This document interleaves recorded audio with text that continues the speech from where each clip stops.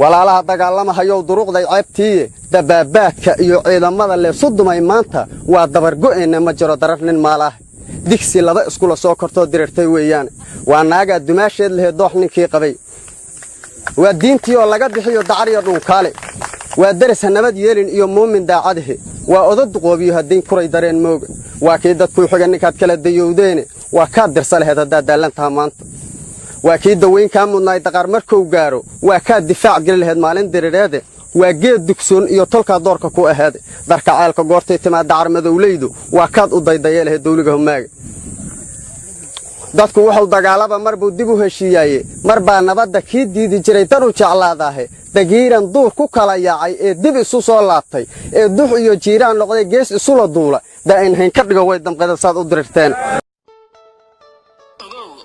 dugsi malaq qabyaaladii waxay dumisay mooyee aan ku bilaabo magacayga Professor Amir Maxamed Awali waxaan ku hadlayaa magaca midowga dhalinyarada Soomaaliyeed waxa aan doonayaa inaan soo gudbiyo kilib yar oo ku saabsan qabyaaladda iyo dhibaatada ay leedahay qabyaaladii waxa weeye aafo qaran in ka badan muddo dhowr iyo 20 sano Soomaaliya waxa ay gashay xaalado kala duwan oo adag ay soo martay oo la dhigi karo waxa sabab u ah qabyaalad iyo magaalo waxaad moodaa dhalinyarada Soomaaliyeed inay isku shaqliyaan ama ay ku hawliyiin qabyaaladiina kala geysay haddaynu Soomaali nahay dhalinyaro Soomaali weyn Soomaaliye miyaynan ka waantoobeen qabyaaladda miyaynan arkayn dhibaatada ay leedahay miyaynan arkayn halka ayna dhigtay qabyaaladdu goormaynu garaysanaynaa goormaynu wixii inoo wanaagsan iyo wixii inoo maxay xun goormayn kala garanaynaa Soomaaliyeed run ahaantii dhalinyaro fara badan oo wax barata lagana filayay dalka iyo dadkooda in ay wax u qabtaan horena mariyaan bulshadooda ayaa waxay ku hawlan yihiin iskuna shaqliyaan qabyaaladiina kala geysay mararka qaar waxaad arkaysaa dhalinyaro fara badan oo isticmaala baraha bulshada kuwaas oo inta badan waxa ay soo postigareen ama ay ka hadlaan community-da laga soo bixiyo sida YouTube oo kaleeto inta badan waxaa dhalinyaro ku mashquulsan qabyaaladda haddaba maxaa ku diiday adigu inaad ka hortagto qabyaaladda walaalahana aad ka dhiirigeliso wacyigelin aad u samayso si looga fogaado qabyaaladda ay bulshadeena dhalinyaradeennu ay markaasi uga fiiraato ugana bogsato cudurkani daashaday idil ahaan Soomaali oo idil miyaan jecleen dalkaaga deegaankaaga dadkaaga iyo diintaada iyo bulshadaada maxaa ku diiday u kacdo dadka iyo dalka iyo dadkaaga maxaa ku diiday isxilqaan oo ka wacyigeli dhalinyarada asaagaaga qabyaaladda ay ku mashquulsan yihiin waxyaabaha maanta ayna faa'iido ka soo gelin waxaan idin sheegayaa dal walba oo maanta Afrika iyo caalamka oo dhan ka tirsan oo horumar gaadhay waxaa gaadhsiiyay dhalinyaradiisa inagu haddaynu maanta iska kaashano waxyaaba fara badan oo maanta halkan ka baraha bulshada ka mashquulsanahay qabyaaladii iyo qurun iyo bakti iyo waxyaaba markaasi micno leh oo micno lahayn micno inoo soo kordhinaya ka mashquulsanahay haddii maanta u kacno horumarka dalka iyo dadkeena u kacno waxaan bedeli karnaa wax fara badan qabyaaladii dugsi male waxay dumisay mooyee haddaba maxay tahay qabyaaladii waa dulmi dhac iyo sharci darro iyo in walaalka aad wax u ogolaan weydo qabiilka in lagu dagaalamo dhiigna lagu daadiyo dhiig bilaadanna lagu banaysto kitaabka ilaahayna lagu hoosiisiyo looma abuurin haddaba maxaa loo abuuray qabiilka haddaba qabiilka waxaa loo soo dejiyey dadku in ay isku gartaan khayrkana la soo kaalmaysto taas ayaa loo soo dejiyay qabiilka haddaba dhalinyaray maxaa nala gudboon maadaama intaasoo dhan ay ka soo hadlaynay qabyaaladda maxaa inala gudboon dhalinyaro haddaba waxaa inala gudboon in aynu ka waantowno qabyaaladda kana dhiirigelino kana wacyigelino dhammaan asxaabteenna walaalaheenna qaraabadeenna iyo tolkeennaba cid walba oo isku shaqlisay kuna hawlan qabyaaladda siday u dhiirigelin lahayd waa in aynu ka hortagnaa waa in aynu sidoo kaleeto maxay ahayd isku kaashanaa sidii dalka iyo dadka iyo diinteena baynu horumari lahayn sidaynu dalka iyo dadka iyo diinteena baynu ku difaaci lahayn sidaynu bulshadeena walaalaheen iyo hooyooyinkeena iyo carruurteena iyo walaalaheenba maanta aynu garab u siin lahayn ay u heli lahaayeen jiilka soo koraya nolol tan inagu maanta aynu ku noolnahay mid ka fiican kana iftiimay sida gooli lahayd. Haddaba waxaanu ilaahay ka baryaynaa dhammaanteen in ilaahay subxaana wa tacaala uu xaqana tuso uu wanaaggeena garadsiiyo inaynu noqono dad walaalo ah oo isjecel isgarab siiya waqti walbana midba mid kaleeto walaalkii uu la jecel yahay wanaagga iyo horumarkaba. بسم الله الرحمن الرحيم اللهم صل على سيدنا محمد تمام السلام يا برشاد الصومالية يعني مدرسي خيرات تضنيمه دين يطلق انتم إلى مدرسي يقبل التنمية السجرينة وحنا حي ربط الفرعون كترسن مدى والرياضة الصومالية يكل تشوفه عالم كا ميلا بدن وكملا وحنا ربا إن عن aragtida ka dhiibto dood ama ra'yi aruurin ka socota caalamka meelo badan oo kamid ah oo ay kaga doodayaan xubnaha midowga dhalinyarada Soomaaliyeed cudurka qabyaaladda ee bulshada Soomaaliyeed kala geysay. run ahaantii qabyaaladda markaan ka hadlayno waa in aan u fahanno in ay tahay cudur kansarka ka dhasha ama wax kasta oo maanta haysta waxa ugu weyn ama dhibaatada ugu weyn waxa abuuraya inuu tahay ayadoo taas laga doolayo qabyaaladda markaan ka hadlayno waa wax aan la aqoon waxay tahay haddana waa wax naga burburiyay wax kasta oo la midayn lahaa ama wax kasta oo horumar ku gaarnay.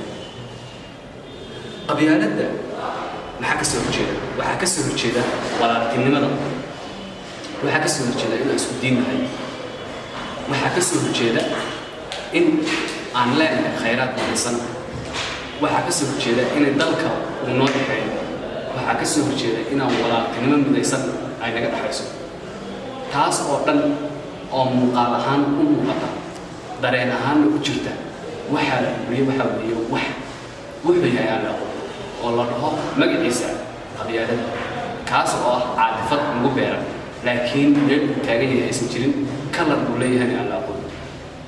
waxaan aaminsanahay ilaahay nagu ogyahay in bulshada Soomaaliyeed aysan ku kala sarreyn diin nasab gobnimo geesinimo khayraad iyo wixii la mid ah taa beddelkeeda waxaan aaminsanahay geyiga Soomaalidu dibto inaan noqon karo ama ka noqon karo hogaamiye waxaan aaminsanahay in aan hogaamiye kasta u codayn karo waxaan aaminsanahay in afka diinteena dalkeena iyo Soomaalinimaduba ay naga dhaxayso waxaan aaminsanahay degmo kasta iyo tuulo kasta oo ka mid ah deegaanada Soomaalida in ay tahay mid aan anigu xaq u leeyahay Soomaalida dhanna ka wada dhaxaysa.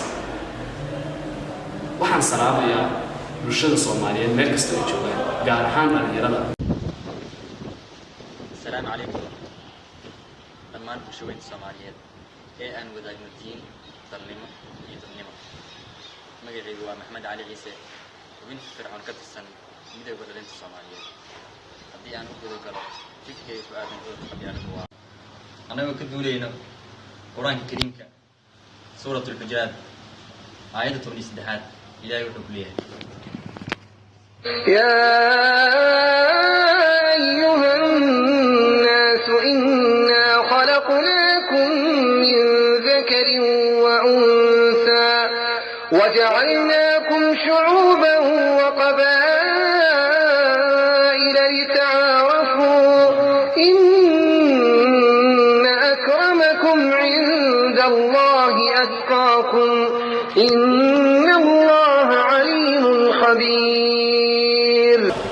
بسم الله الرحمن الرحيم. مقعد وغالب أحمد حسن ومن كترسن midowga dhalinyarada Soomaaliyeed oo daafaca caalamka. haddii aan u guda galo mawduuca maanta ee ku saabsan qabyaaladda ama cudurka qabyaaladda sababtoo ah inaan adduunkii kadib marno more than 30 years in ka badan 30 sano dhan walba tacliin ahaan nolol ahaan way walba ay noqoto qabyaaladda absolutely waa cudur dib u dhac weyn ugu keenay naga reebay bulshadii aan la nooleen geeska Afrika dunida oo dhan kaliftay inay nagu soo yeeradaan ama nagu soo dhiiradaan dad badan oo nagu dhiiran jirin intay saameyntaan nagu yeelanin qabyaaladda 30 sano ee u dambeysay. maxaa laga dhaxlay? waxa kaliya ee laga dhaxlay waa qax, barakac, qaxootinimo, rafaad, dhimasho iyo macluul anagoo ah waddanka ugu khayraadka badan geeska Afrika ama dunida oo dhan, inaan nahay waddanka ugu gaajada badan, bulshadiisu ugu qaxootiga badan tahay.